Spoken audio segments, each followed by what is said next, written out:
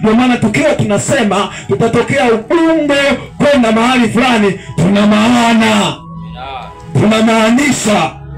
Ndipo Daudi kwa mara ya kwanza alionekana dhaifu. Amemkimbia nani? Amemkimbia Sauli kule ikulu. Sauli yuko ikulu sasa. Nani? Sauli amekaa ikulu, anataka kuleta shida, anamkimbiza Daudi akakimbilia Hebron. Sema Hebron.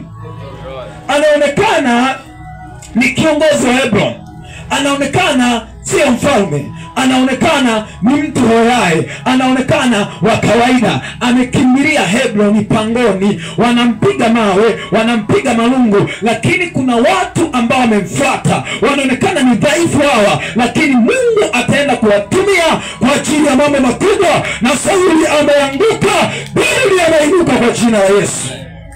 Sasa basi, unavyosoma Biblia unapata kujua kuna wakina Daudi wanaishi sasa, kuna wakina Musa wanaishi sasa, kuna wakina Isaya wanaishi sasa, kuna wakina Elia wanaishi sasa, kuna wakina Mikaya wanaishi sasa, kuna wakina Paulo wanaishi sasa.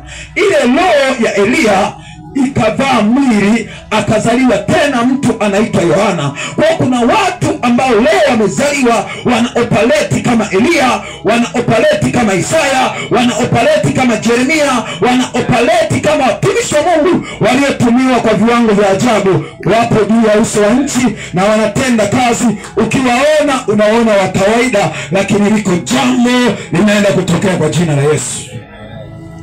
Somo langu linasema kuongozwa na Roho Mtakatifu. Hilo ndio somo langu. Atakuongoza wapi utajua. Huko ndio kuongozwa kwenyewe.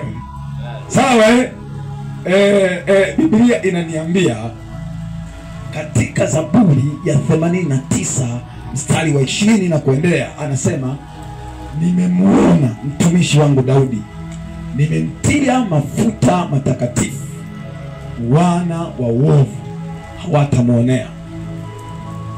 Hawatafanyaje? Hawatamuonea. Anaonekana hana silaha, anaonekana hana jeshi kubwa, anaonekana ni wa kawaida, lakini wana wa uovu hawatamuonea. Sawa Wana wa uovu hawatamuonea. Wapanga wanapopanga hawatamuonea. Wajipange mahali popote, wana wa uovu hawatamuonea. Sasa Yesu alivyokuwa anaondoka duniani, aliwaambia wanafunzi msitoke Yerusalemu mpaka atakapowajilia Roho Mtakatifu. Mstari wa 2 soma. Anasemaje?